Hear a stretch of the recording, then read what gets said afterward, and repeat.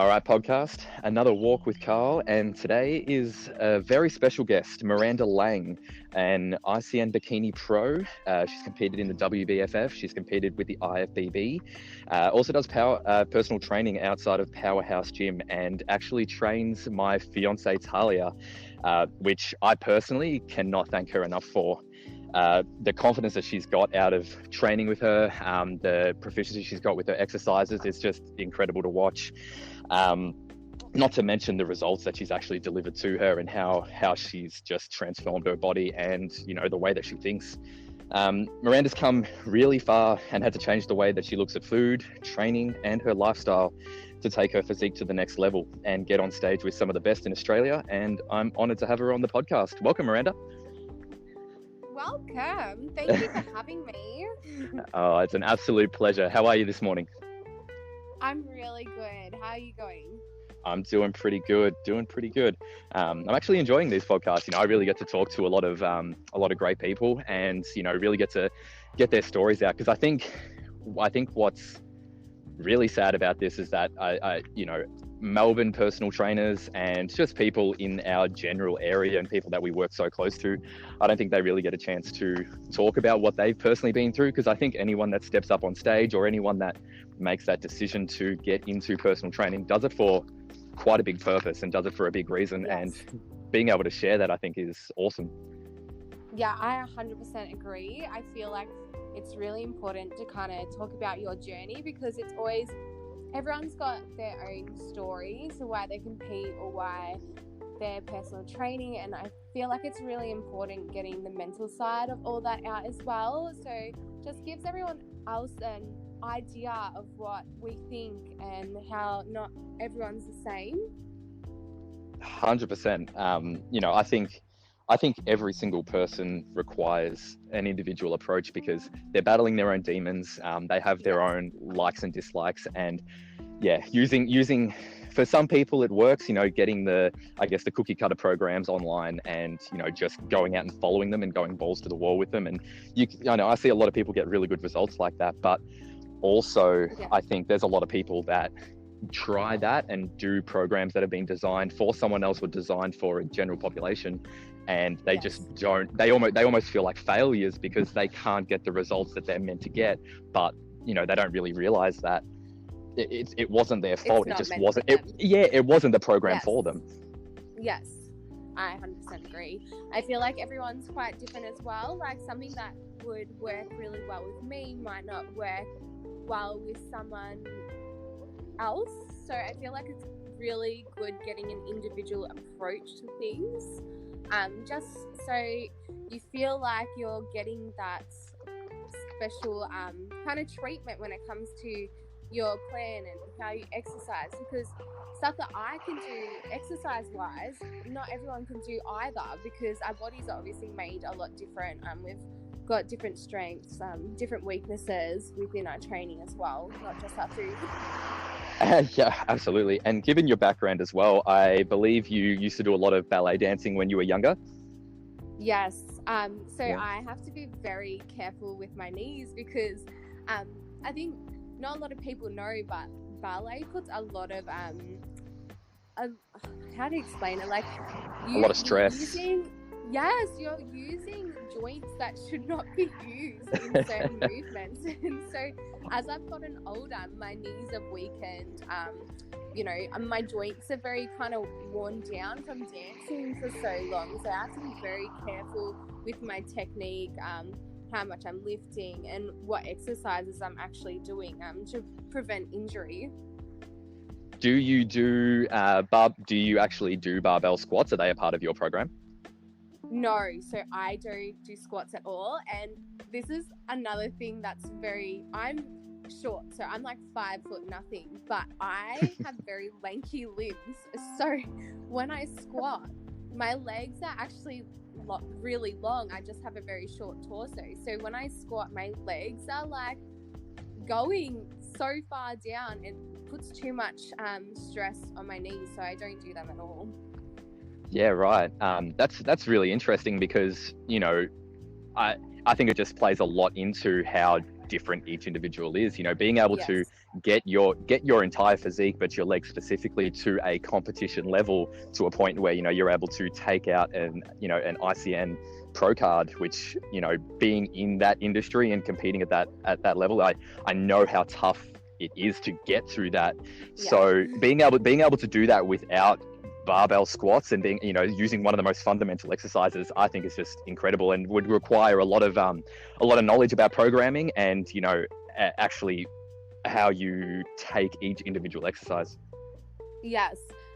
Yeah, because obviously I have to then work around squats. I'm like, okay, so what other exercises will help my legs grow the same way a squat would? So I have to focus on the individual muscle group movements, like extensions, and then obviously your hamstring curls, good mornings, and then I focus a lot on glute work as well to kind of help, and leg press. Right. Yeah, yes. A lot of leg press, I could imagine. A lot of leg presses. That is awesome. Now, obviously, competitor to competitor, one of the things that I really want to know is what brings you to competing? What actually entices you about it, and what's your favorite thing about competing? So obviously I came from a really bad eating disorder background. So when I finally started getting healthy and going to the gym and eating right, because I was so lean to begin with, I put on so much lean muscle, and I missed, because I had to give up ballet because that was one of my triggers. And anyone that's been through an eating disorder, you have to really find what triggers you and what makes you think that way. So I unfortunately had to give up ballet to get my mental health around food and fitness a lot better. Wow. So what age did you actually stop ballet? So I stopped ballet at 23, I think was my last year, or 24. Yeah. Yeah, right. And how many years did you do it for? So what age did you start? I started when I was 9. Yeah. And between that time, so between 9 and 21, you didn't do any resistance training. It was all ballet based. Yeah. So it was a lot of I did a lot of HIIT, because with your routines, you have to train your body to not look exhausted when you're moving up on stage. So I did a lot of running, a lot of interval running, a lot of ballet. So just cardio. I was literally just a cardio bunny. Wow. Okay. Yeah. So you had to get over that and remove yourself from ballet as that was part of your triggers. Yes. So I had to do that, and then I remember seeing other people competing, and I really missed competing with ballet. And I'm like, what if I give this a go? I promised myself I would not get on that stage until my mental health around food and exercising and training was 100%. And so I really worked on my mental health, and then that was kind of a goal to me, to get on stage and be healthy. And that's one of my main things when I compete, is I will get on the stage, but I'll get on stage and I will look healthy. That's just my thing. If I ever felt like I was going backwards, I would pull out of a comp 100%. Wow, that's incredible. And you know what? I think when it comes to competing, it is a very fine line that males and females both go through on how much is too much when it comes to that cutting period. You know, because you do end up, no matter how good you are at dieting and no matter how good your genetics are, you do lose muscle when you're losing fat. Yes. And you know, you're watching yourself slowly go down and down, and you go through this point of depletion where, you know, you don't have carbs in the system, you don't have glycogen inside the muscles, and you're looking really flat. You don't look really good.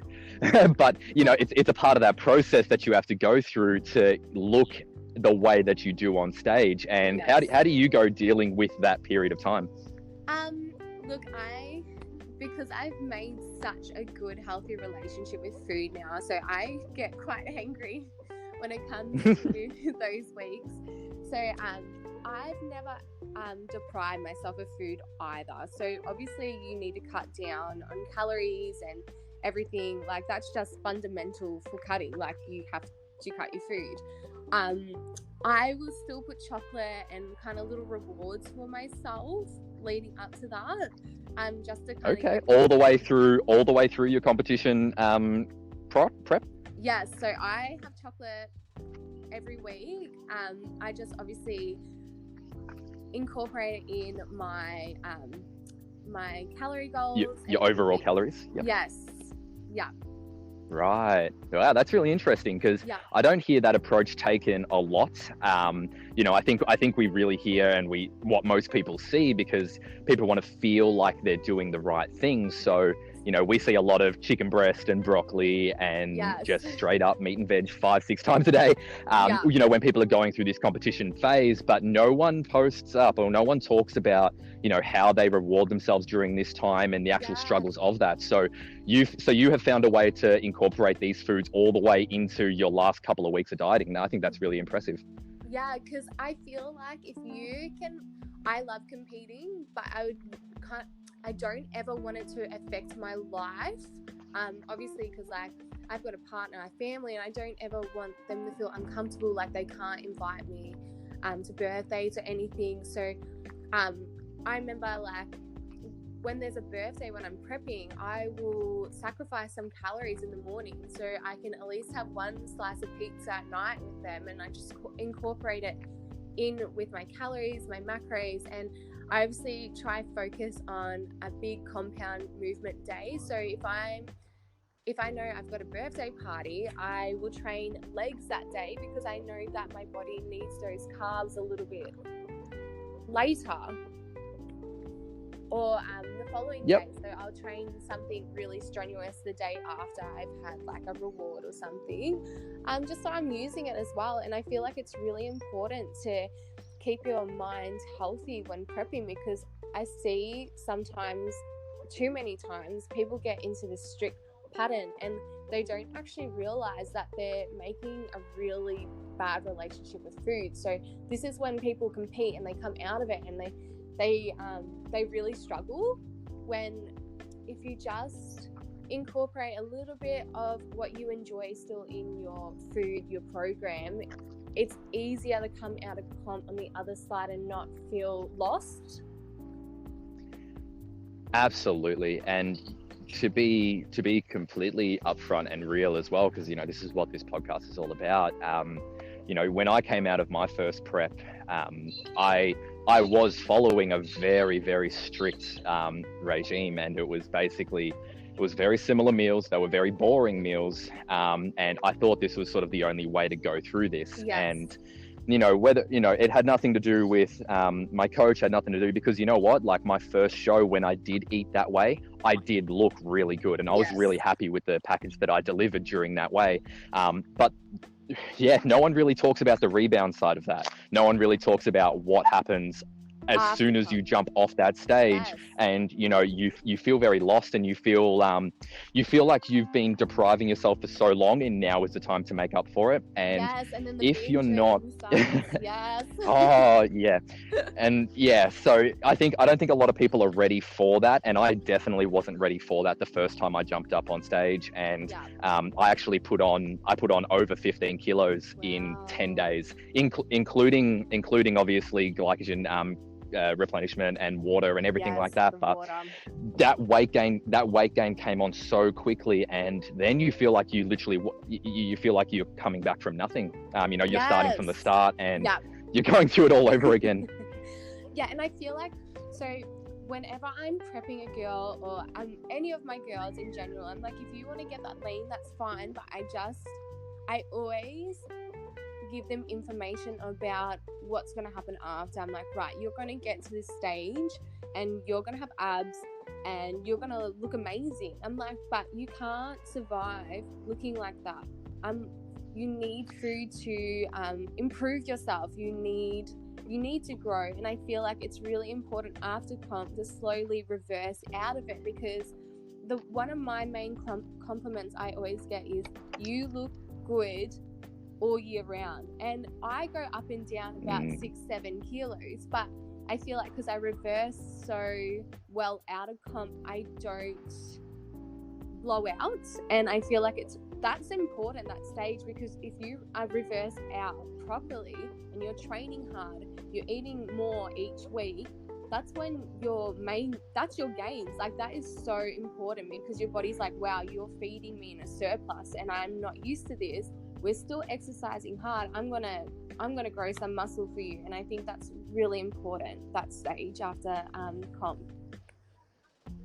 100%, especially if you plan on doing it as a long-term thing. You Yes. know, that's a critical time that you can put to your own advantage if you have the mental strength, and you know your mental health is in a right place. Yes. You can turn that not even a negative side, because you know you're coming out of that comp and you look amazing. You know, you should be, when you come out of that comp, the best you have ever looked in your life. 100%. And you know, so using that time while you look good, while you're able to I guess release some of that restriction on your food, is one of the best times to put on that little bit of muscle, train that little bit harder, and keep that routine. But yeah, I think we see a little too often people just stop altogether. They decide, you know what, I just want to take a break for a while. I'm going to not train for a week and, you know, get my head off it.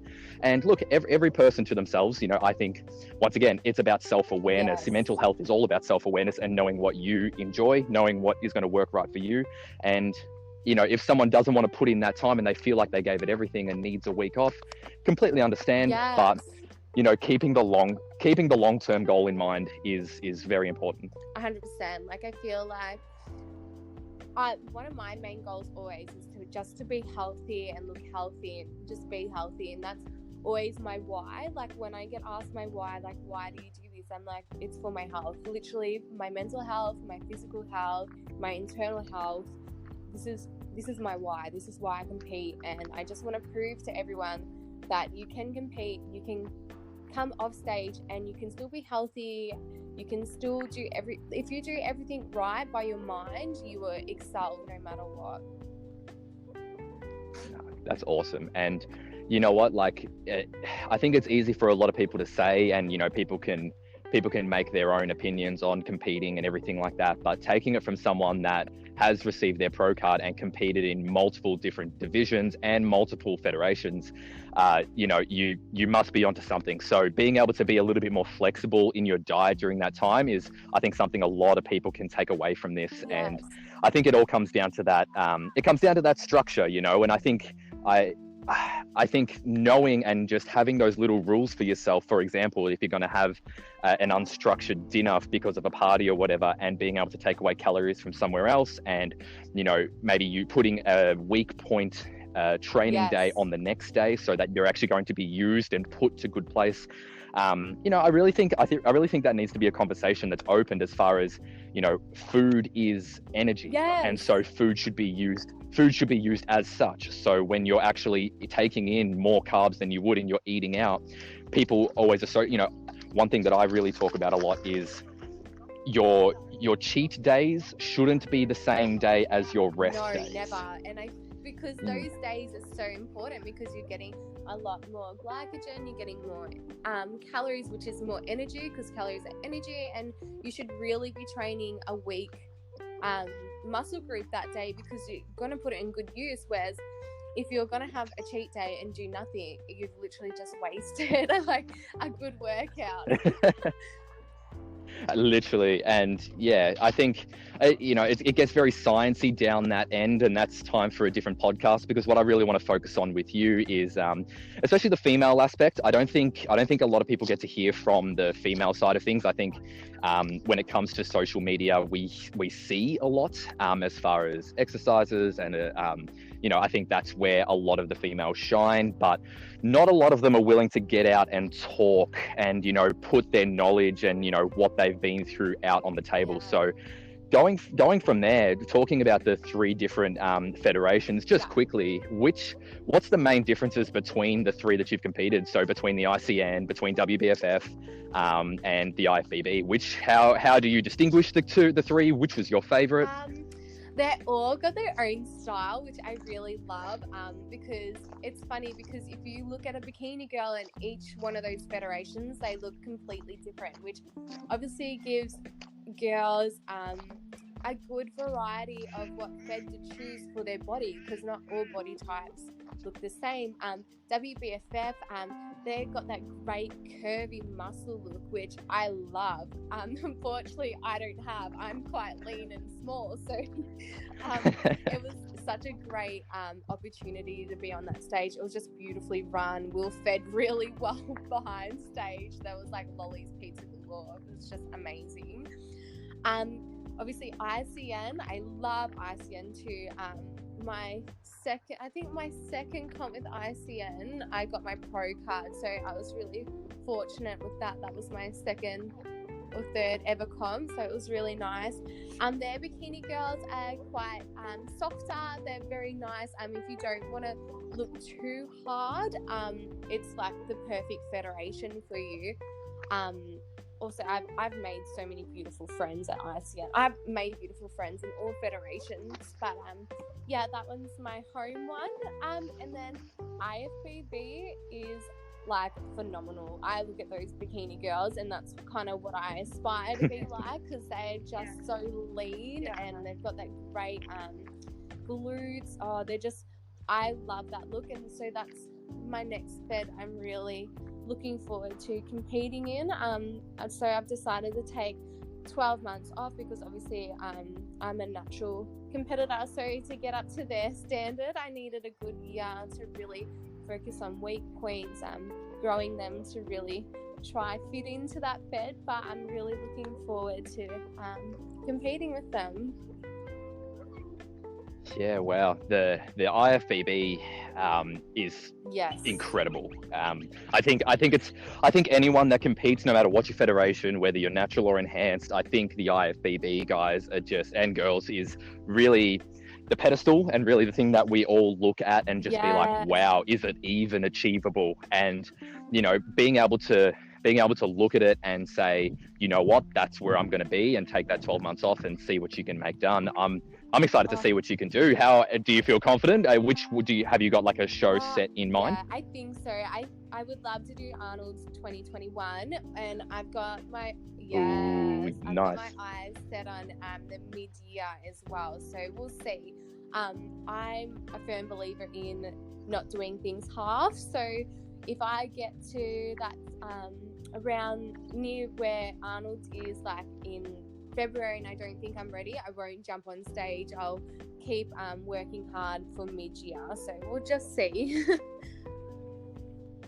Yeah, for sure. And that's the beautiful thing. I think one of the great things about competing is it is very flexible as far as what shows you do and when you do them. You can register or unregister yourself within the week of competing if you're not feeling up to it. And with the style of the game, it's really day to day. You can look amazing 2 weeks out and literally change completely in like 4 or 5 days, and it's not great. Hours, like your body can completely change. Like I have to be so careful with how much sodium and salt and water I have within that 24-hour block, because I'm a quite fluidy person, so it's really easy for me to spill over for comp day. So I think people forget all that kind of stuff to lead up as well. Yeah, absolutely. And sometimes it's funny, because when you're in it, I don't think anyone will really be able to understand when you're coming up into that competition, when you're in actual peak week.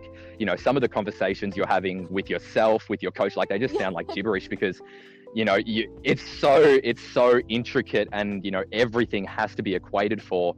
So you're constantly thinking about it. And I always find myself, Talia always yells at me, because for the last 3 weeks, I'm just consistently looking at myself in the mirror. Like I feel so vain, because you're looking and you're constantly trying to see if anything's changing and what's going on. And not many people really understand that. It's so funny, because I do this thing where I look at myself, I'll take photos, I'm like, I'm not lean enough. I'm not lean enough. I am not lean enough. And then months after comp, I look back and I'm like, whoa, I was shredded. Holy God, I looked amazing.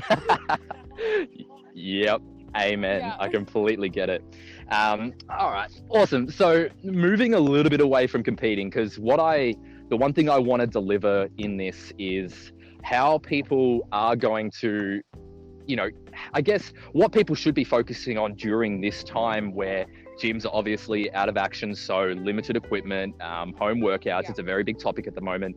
And I just want to get, other people that are out there practicing, because not only do you compete, you do personal training as well. You coach you coach Talia along with a lot of other girls that you seem to have built a little cult around you. I think they all absolutely love you, and that doesn't happen easy. So right now, what should females be focusing on? Should weight loss be an objective? Should putting on muscle be an objective? Maintenance? Should they change the switch altogether? Where do you stand on that? So my number one is their mental health, because I feel like the gym, for some people, that's their safe place. That's where they go when they're anxious. That's where they go when they're stressed. That's where they go when they've had a really bad day and they just need a release from all that. And obviously right now they can't have that, and we're being quite isolated with our own thoughts in our house. So I feel like this time is a really good time for all of them to really sit down and reflect on their goals, reflect on things they probably haven't dealt with within their mindset. So I feel like that is number one. Key always is to fix what's going on in your mind, and then you step down, and then you go to phase two, where you set out your goals and you really think, okay, so in this period of time, what would I like to achieve? And for this time for me, I feel like I did a little goal with myself, and mine was, because I've been seeing a lot of people saying they're going to blow out being at home, they're going to put on all this weight. So my goal at the moment is to kind of lean down a little bit, because I just want to show people that it is achievable to do a home workout and still look good. So that's my goal. And then obviously a few of my other girls, their goals are just to keep maintaining, and then I have a few other girls that want to put on some muscle mass. And so it's just really finding that balance, what's right with you, what sits right with you, and what's sitting right with your mental health right now. That answer honestly gave me goosebumps, because I think not enough people are talking about that. As far as you know what, like, I don't think, no matter when you actually had a gym, whether you were trying to lose weight or put on muscle or get ready for a marathon, like, it really doesn't matter. At the end of the day, like, the big part of it, and the 90% of the reason why you're doing it is for your mental health, because you either want to look better for yourself, because you're personally not happy with how you look, and you're putting in those steps to change that, or you're trying to prove to yourself that you can do something that you once thought you couldn't, or someone else thought you couldn't. So, I think people get very literal when it comes to, am I either putting on muscle or am I losing fat? And I think the line is so much more blurred than that. And for a lot of people that have stopped training now and are probably finding it very hard to get motivated, because I personally struggle when it comes to training at home. I'm not a big fan of it. I don't have, before this, I didn't have any equipment for home. I had one pair of 5 kilo dumbbells. I never felt the need to. I always worked in gyms, so I always had a gym available, and I never even thought about the day where I was going to have to train from home. So this is completely new to myself as well. And I'm having that conversation with myself now, which is, why did I train in the first place? Why did I get into this? Why did I compete? Why am I doing it? And it's just made me realize that it's so much more about that hour to 2 hours out of the day where me personally, no one can really ask much of me. I'm just working on myself completely. I can put my headphones in, I listen to my music, I, take my time, and it makes me a better person for the rest of the day. It makes me more, emotionally stable. It makes me a little bit more down to earth, all this stuff. And I think people take that a little bit for granted, and they're going to slowly, if they don't think about that stuff, then it's going to just slowly overturn them. And then slowly but surely, they're going to turn into different people that they don't even recognize, where they're lazier, they crave different foods, they're grumpy, weight gain slowly comes up. And then even when the gyms come back open, they're going to struggle to get back into that routine. And that's why I also feel like when you're building up, or like that mental strength around this whole dilemma, it's so important to keep a routine. Even if you're at home, just write out a routine of your day, because you need your mind to continuously work. Because being at home, it's just like, oh, I'm home, I'll do it later, I'll do that later, it's fine, I'll do it later, and you push things aside, and then you just don't do it, because as you said, you start feeling a little bit lazy being at home all the time. So it's really important just to keep a structured routine with you going, just so your mindset is just continuously working and you just don't get into that funk.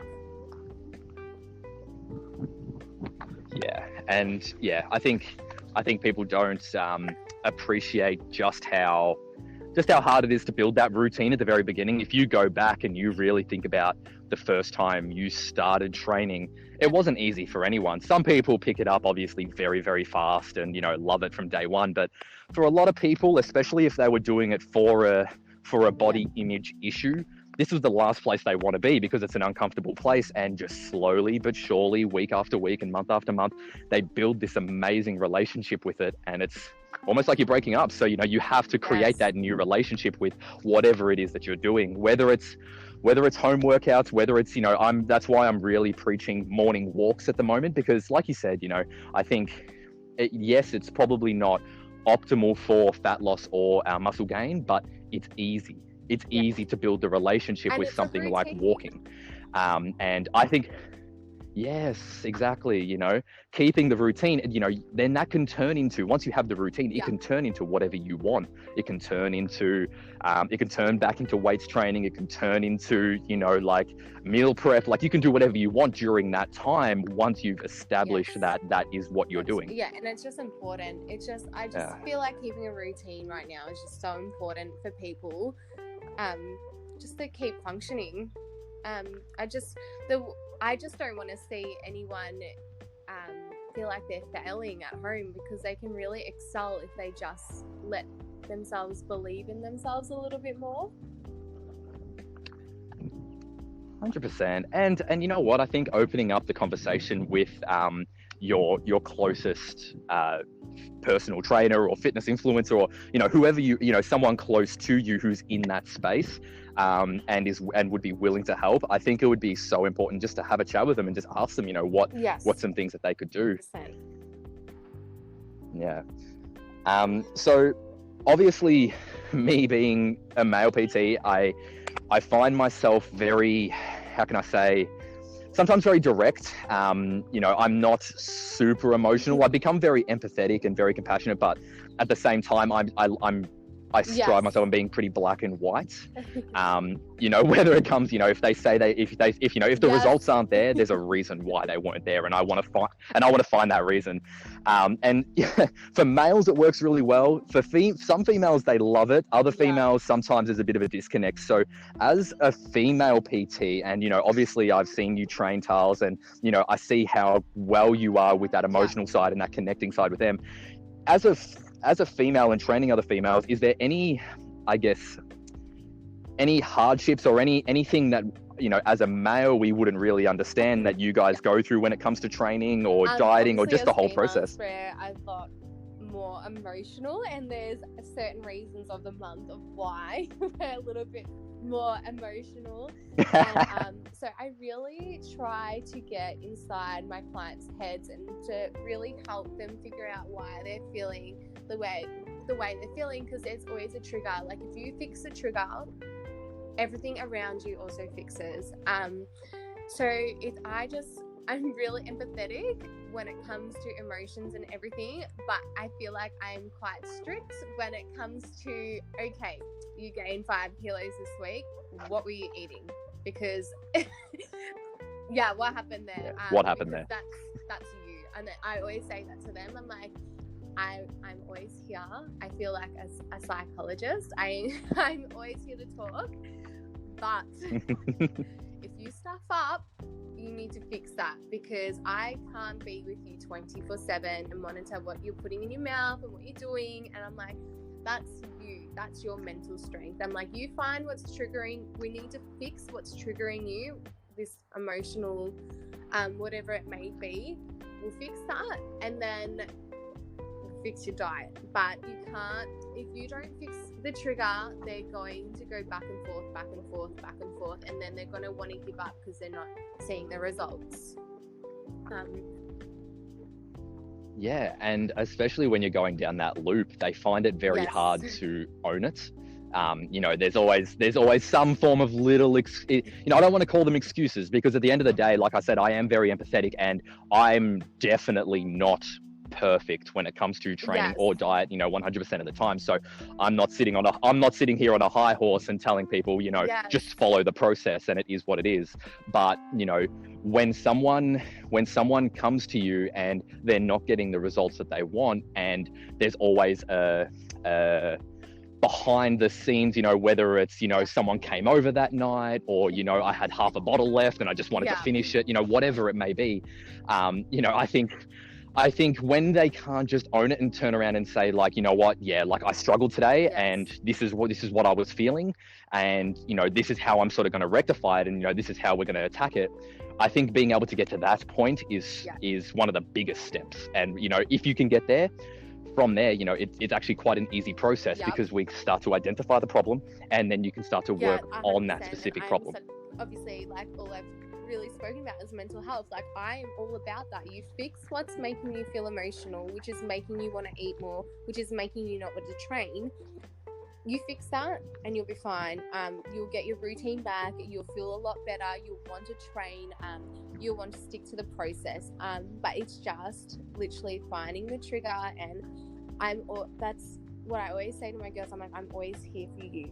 I'm like, if you ever need someone to talk to, my phone is always on. You call me and I will talk you through to it, because I don't want you to fail. I want you to excel. So we need to fix what's going on for you to be 120% your best. Absolutely. Is there any specific reason to why you don't train males? Do you just I guess relate with females better? Do you work with them? What's your reasoning there? I just feel like I don't know a lot about the male body. I feel like obviously I know how it works and everything, but I feel like with women, I just know how they work. I know what they're thinking. I know how they're feeling. I know their goals, how to structure their workouts and really get their goals. I wouldn't mind training some males, but for now, I'm really just enjoying being with my girls. Yeah. Oh, that's awesome. And yeah, I think you hit the money with saying that the goals are usually very different, and the mindset is very different. When I work with a lot of males, obviously, and it's funny when I get some of them, because they'll literally just turn around to me and be like, all right, just give me the plan, just give me the food that I'm eating, and give me the workout that I'm doing, and just leave me on my way. I don't even need to speak to you for the next month. Like, just give it to me and I'll do it.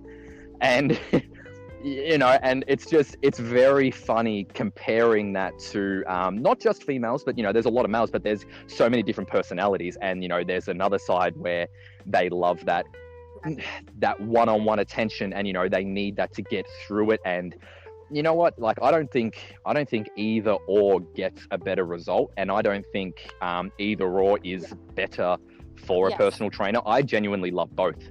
You know, and I think that's a big part of the art of coaching, and being able to just to tailor that specifically to that individual and give it to them how they work is a big part of, you know, coaching, and why I love it so much. Each individual obviously is different. So really getting to know their structure and the way they like to work is really important as well. Yeah, absolutely. So with your girls right now, if I'm not mistaken, you're running a few little boot camps during this period with them all? I wasn't quite sure at the start, and then I'm like, no, do it, because there is probably a lot of people suffering with their mental health at home right now, and they just need to get out of the house, just get a bit of a release. So I've been doing Saturday boot camps. I've got 2 times, a 9:30 and a 10:15. It's full on HIIT, and then for the last 10 minutes, I really focus on stretching, recovery, and breathing. and just making sure they're thinking Wow. right. So yesterday I had the girls all lay down on their mat. We focused on breathing techniques, and as they exhaled in, I got them to think about something they were grateful, and really exhale out slowly and just think about what they're so grateful about, and then think about another thing when they breathe back in, because this time's really hard for some people, and if I can be there for someone when they need someone, that is probably the most important thing to me right now. Yeah, that's awesome. And I think a lot of personal trainers, you get in this industry because for most people, it's because you have gone from a place where you weren't happy with yourself, and training and exercising and structuring that routine actually helped you find love within yourself, and you essentially just want to give that back to people. And so I think a lot of people are going to be coming from where you are, and you know what? I think the breathing aspect side of things, and it's almost meditation, and taking that 10 minutes and actually allowing people to slow their thoughts and empty their mind and think about these things that, especially right now, even though we have more time than ever, I think people are feeling so rushed and very frantic just due to the news cycles and just how everything's going. So taking that 10 minutes to breathe, whether it's in a boot camp setting or whether it's at home, it's just could not recommend it enough. And we're very, very lucky still. Like, I know a lot of people maybe at home and they're feeling a little sad and sorry for themselves, and I think it takes sometimes something like this for us to actually look around and be like, you know what, I'm so grateful for my health, I'm grateful for the family I have, I'm grateful that I live in a really safe country, I'm grateful that I have a job to go back to after all this is done, or I'm so grateful that this has now opened up a new door of opportunity for me. So it's really important to really be grateful for what we have right now. Absolutely. And you ran your first boot camp yesterday. Could you see yourself, let's say, for example, this pandemic goes on for the next 6 months and the gyms don't reopen, could you see yourself following this and doing this as a regular thing? I really enjoyed it yesterday. And I taught dancing for many years, so it was almost like having my dance class back, so it was really nice. Yeah. Oh, that is awesome. I can see it becoming very popular, because look, I think as long as we can follow whatever guidelines the government is giving us, I think it's going to be great for people's mental.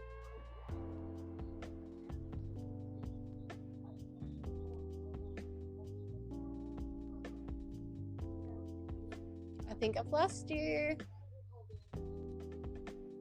Are you there? Hello. Oh, sorry, my grandmother tried to call me on the walk. Oh no, I had to cancel the call. She's not going to like that. That's all right. I will deal with that later. So when it comes to the boot camp side of things, I think it's going to be super important to have as an option for people, because a lot of people go to the gym more, like you said, the social aspect as well. And, I personally see when I come and train at Powerhouse and you and Tals are training, I just see the laughs being had and just the amount of fun that's being had. And people are going to miss that more than ever. It's not the same just doing it in your garage, where if you haven't got it set up the way that you like it, or if it doesn't flow right, it's going to be very hard to get motivated. Yes. Because my gym is quite social, so I always hear laughs and people just like playing around, obviously working very hard too. But I feel like people need still a little bit of socialness, even if it's really safe. Like, my girls were all spread out yesterday. I think a little bit more. I think we were about 2 meters apart. I just really made sure that they were spread out, and I gave them the same speech that I give my kids at work: hands and feet to selves, no one touching each other, please. we want this to work. We need to be safe. Oh, that's awesome. And yeah, all the best with it. I think it's going to boom quite a bit. And I hope you're ready to open up a few more days, because hopefully after this you get a couple of inquiries about it. Yes. Yeah. So look, I think how I want to finish this off is I want to talk about you personally, and I want to talk about so you said your main thing right now is you want to be able to lean down a little bit to show people it's possible. What's some of the steps you're going to take personally to achieve that? Just getting my NEAT up first. I'm a firm believer in putting your NEAT up before cutting your calories down. So if you can just be a little bit more active. Morning walks, people. Yes. I've been going for a walk every day and a run, and the weather's been beautiful. So I've been very lucky that I've been able to do that every day for now. Been walking every day. I've been getting about 15 to 16,000 steps in every day. And then obviously my home workouts, and then I've just cut my food down a little bit, and then I will slowly start to decrease it a little bit further down, just depending on where I'm sitting and how I feel like my body's looking. Yeah, cool. And you think just by doing those little things, you're going to be able to lean down and see the differences? That's awesome. 100%. It's just cutting a little bit of the not bad food, higher calorie food out. Mm-hmm. So not eating a chocolate block every day. We're eating all my quarantine food. Just cutting down on my food slightly and just increasing my NEAT. You don't have to go to the gym to lose weight, and that's what I really want to show people. What you put in your mouth is really important, and how active you are doesn't mean you have to go to the gym. I just want to prove that you can do it from home. So there's actually no excuse for it.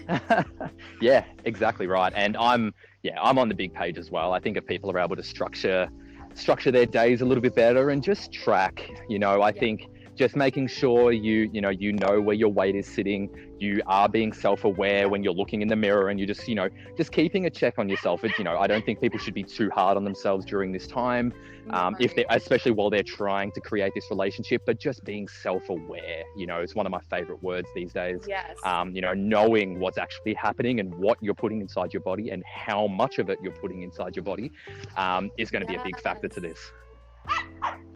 Yeah, and that's another thing, like keeping on top of my vitamins. Are you hearing that dog right now? Dog's to say. Oh my goodness. Yeah, just internal as well during this time is really important. Oh, awesome. Well, I have a final question that I want to ask you, but before I do, where can people find you? How can people get in contact with you if they're looking at these boot camps, or if they just want to follow your journey to getting lean during this time? My Instagram is my business. It's where I show everything related to my health, my wellness, obviously my exercise routines, and just how I go day to day. So my Instagram is probably my biggest place where you can find me. Wow. Okay. And what's that? So how do we spell that?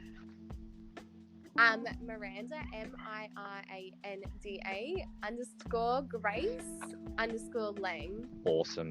All right. Now for the final question of the day, if you could give one piece of advice to everyone to look and feel their best, what would you tell them?